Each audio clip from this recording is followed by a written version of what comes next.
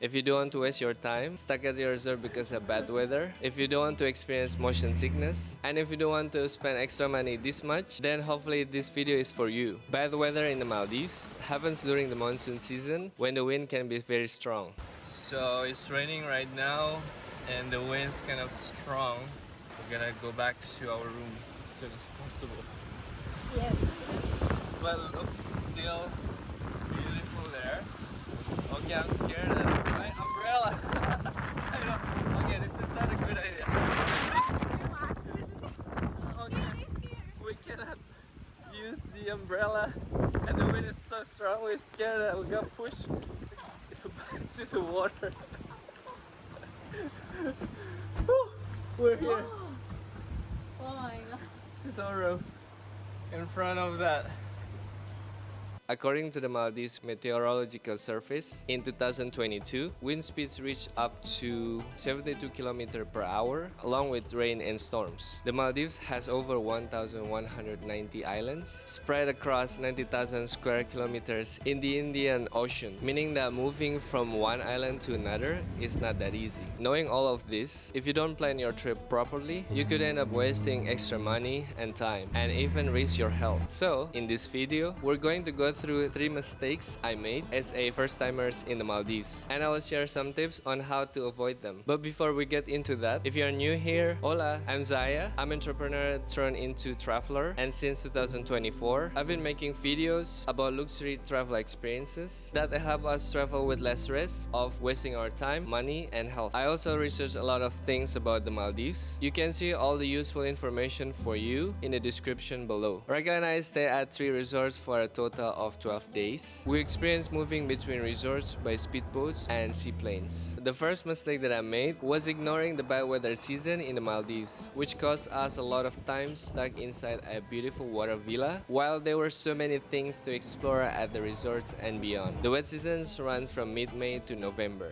The dry season is from January to March. December and April are considered transition periods. We visited in August, which is part of the wet season, so everything was cheaper, but that came at a big risk. While staying at the Digali Water Villa for 3 nights, we were often stuck in our room waiting for the weather to improve. Sometimes, it would quickly turn sunny, but the wind remained strong, potentially reaching 72 km per hour. We were excited to see an amazing sunset at this wonderful resort, but unfortunately, there was no sunset. We also missed out on a glass bottom kayak experience due to the bad weather. So, don't make the same mistake I did when it comes to bad weather. And this is how to avoid this mistake. If possible, avoid traveling during wet season. If you want cheaper prices, consider December or April. But keep in mind that climate change can affect the weather every year. So double check the forecast before booking everything. If you still decide to visit during wet season, it's 50-50. Sometimes you can be lucky, sometimes you can be unlucky.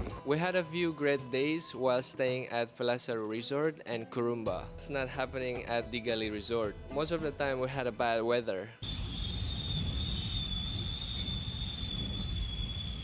The second mistake I made was not realizing extra hidden costs beyond the resort fees, such as transportation to the resort and the need to pay for additional accommodation in Malé before and after our stay at the resort. I didn't realize how difficult and expensive it is to move from one island to another. The Maldives has over 1,190 islands spread across 90,000 square kilometers in the Indian Ocean. There are more than 160 resorts, each located on its own private island. We stay at Digali Resort, which is approximately 156 kilometers from Malé. Since it's so far away, the only option to reach the resort was by seaplane, which takes 45 minutes and costs around this much money. And this is another thing I didn't know. When we arrived in Malé, we couldn't immediately take a seaplane because the timing didn't match. So we had no choice but to stay one night in Malé. So how to avoid this mistake? When booking a resort, check if transportation is included, or if you need to pay separately for a seaplane or speedboat. If your resort requires a seaplane, match your arrival time in Malé with the departure time to your resort. Make sure you leave enough gap time. If you stay at Digali Resort, you have only one option, the Manta Air seaplane, as they are the only airline flying to Digali. If you fly with Manta Air VIP, you can wait in their lounge, enjoy delicious food and drinks, and even take a shower before your flight. The third mistake I made was not knowing flying on a seaplane during the wet season with strong winds could cause terrible motion sickness. We're gonna experience for the first time the seaplane.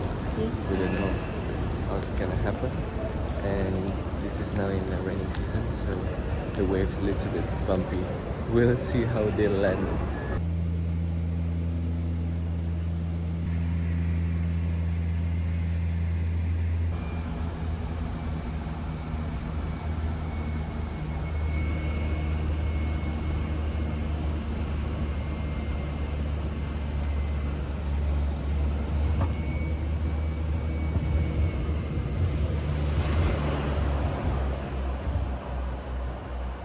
When I flew on a seaplane for the first time, I felt amazing and terrible at the same time. Amazing because the view was breathtaking. Terrible because I felt extremely dizzy due to a combination of floating on the water before takeoff and flying in a small seaplane, which experiences a lot of turbulence, especially during the wet season. I thought the beauty of the Maldives was just filters and over editing in videos, but no, the colors are real. I'm so glad I took the seaplane. Unfortunately, I had to learn the hard way about motion sickness and how to avoid this mistake. Take a motion sickness pill before your seaplane flight, but beware that the pill might make you sleepy afterwards. So, those were my 3 biggest mistakes as a first-time traveler in the Maldives. Hopefully this helps you avoid the same issues. If you found this helpful, you can share it with people you know who are planning to visit the Maldives for the first time. Your simple action can make a big impact for their trip. Anyway, if you enjoy watching this video, you will also might like the next one, where I will talk about the mistakes I made while staying at Digali Resort. So see you there.